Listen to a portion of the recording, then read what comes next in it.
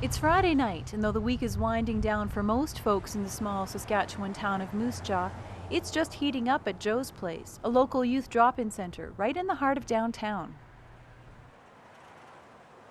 All right, welcome here. You're in. For the past 16 years, youth from the community, as well as many who call the streets of Moose Jaw home, have found refuge at Joe's Place. The weekend drop-in nights are open to everyone, but security is tight and you have to be sober to come in. It's an alternative to some of the negative influences that kids might get involved in if they didn't have this as an option.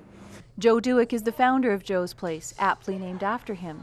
Once a troubled youth himself, Joe entered into a relationship with Jesus, and his eyes were open to other youth struggling with the same issues as he did. 16 years ago, his own apartment became the alternative place to hang out on weekends. Fast forward to today, and this newly renovated department store that has become the new hangout spot. Besides a weekend drop-in, Joe's Place offers Bible studies, job skills training sessions, and retreats. So in the youth center itself, of course, we've got this incredible commercial kitchen, and we've got a little fun diner area where kids can sit and hang out and talk to our staff and volunteers and get into deeper conversations. We've got a little area for youth to do job searches on computers that have been donated. We also have a climbing wall in our basement. It's incredible, 30 feet tall. You can climb on all four sides because it's built in an old elevator shaft, and it's themed like a 100-year-old abandoned gold mine.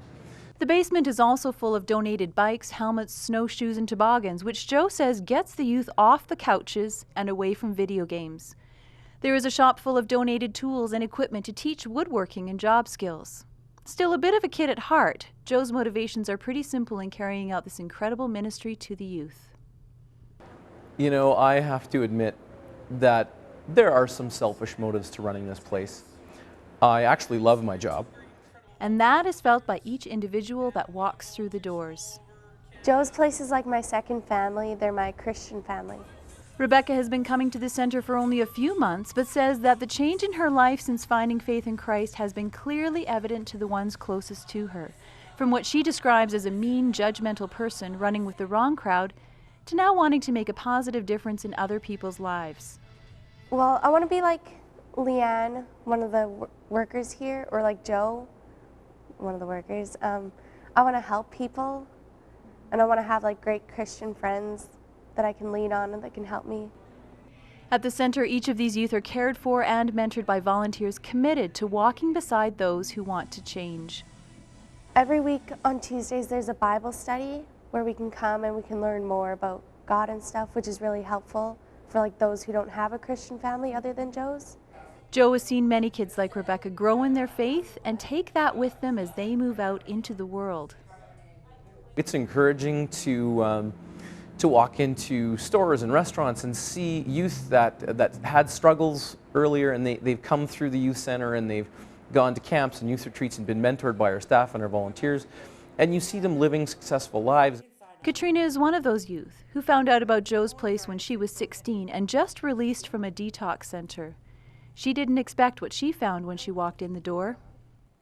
I was able to meet people and love, like pure, total love. And I didn't experience a lot of that. And that's what kept me coming back. Katrina's journey has not been an easy one. As a single mom, she's had her challenges, but has found continual support from Joe's Place. Joe's Place was always kind of my safety net. No matter what was going on, I could always be like, Joe, Ryan, whoever, I'm in trouble, and they would just kind of walk you through it and just be there for you. Just always, doors always open, no matter what. Knowing the struggles that she has faced, Katrina has a deep desire for her daughter to get on track right from the start. I really want her to get God for real. There's a lot of people that, I don't know, they come to church on Sundays and it seems like they get it, but I want it to be part of her core, you know, just to have it ingrained in her that she's here and loved because of God first. Read it for me. It's Jesus' book. God, you're always good. Katrina says she realizes it's what she's learned through Joe's Place that is already setting that example for her daughter. I got a summer job over at the SO, and I don't know, people leave happier. And this one guy comes up to me, he's like, "You're just so jolly." And I'm thinking, yeah. And that's what I want. I want to live and embody joy. And that comes from God.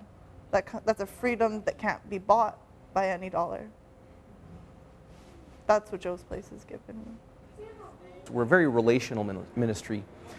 So to just see these kids connect with someone who's going to love them and encourage them and walk with them through life's trials and celebrations and live life with them. Cheers. Cheers with our grilled cheese sandwiches.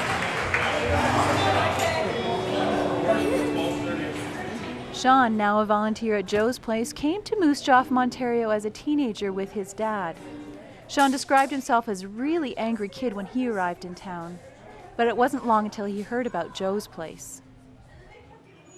Everyone in town seemed to know about it, and so I just kind of came. I heard there was some wrestling going on, and I was really interested in that. Coming to Joe's Place set a new course for Sean's life. He can pinpoint the exact location of where he found Christ with a volunteer. During a Bible study, I stood right here and prayed with a Joe's Place volunteer and became a Christian. So, and this is where it all started.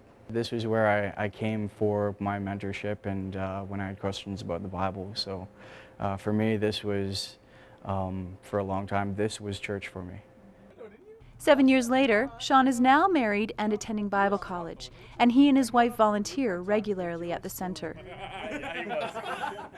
Yeah, well, I see a lot of these kids who come in the doors, and they're a lot like I used to be. They think the same way. They have some of the same problems in their homes. And I know that how much Joe's Place has changed my life. God has changed my life through Joe's Place. And you know, I want to share that, right? Because when you experience what God does in your life, when you experience the change that He makes, you want to share that with everybody. One change that has been made at Joe's Place has been the recent renovations to the center itself. Many repairs were needed to bring the aging building up to code, and more than $250,000 were raised to make the changes necessary. During the weekly Bible studies, Joe and the youth had brought these requests for funding to God in prayer. And as these requests were all answered, Joe couldn't help but see something happening beyond the beautiful renovations. I sometimes wonder if God didn't answer those crazy prayers because He loves these kids so much and He wants to show that He is a good God and He gives good gifts to His kids. And if He can do that, if He can give us $25,000 worth of free rooftop heating cooling units, then maybe when they pray, He can, you know, help them. And so that's been an exciting thing to see, kids who have prayed and seen God answering. And through all the excitement of answered prayers and changed lives, Joe is keenly aware that it all must begin in his own heart. Isaiah 58 talks about the true fast and how the true act of worship is to spend ourselves on behalf of the oppressed and the downtrodden and feed the poor and give shelter to the homeless. And if we do that, that God will help us and He'll have our backs. And we'll be like springs whose waters never fail. And it changes your life to do God's will. And it changes it for the better. And you have to rely on God more. And I don't think I would be a very good Christian if I wasn't running this place, because I wouldn't be strong enough to do it. But here it forces me to rely on God. In Moose Jaw, Saskatchewan, Natalie Faith for 100 Huntley Street.